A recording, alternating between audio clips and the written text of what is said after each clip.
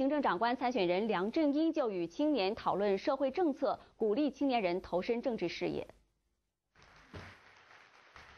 香港特首参选人唐英年选举造势大会邀请了800多人出席，他竞选口号为"明天在你我"。他表示，决定参選第4屆行政長官會確保香港的自由、人權和核心價值繼續得到保障。共同努力，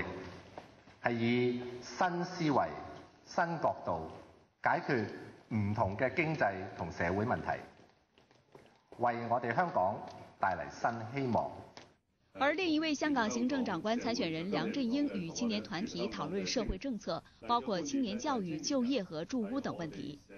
梁振英又讚揚新一代青年優秀、有承擔，希望更多的青年人投身政治事業。我哋嘅青年人呢係優秀嘅，佢唔單止喺個人能力方面優秀，而且呢對我哋嘅社會係有承擔嘅。希望大家青年人呢能夠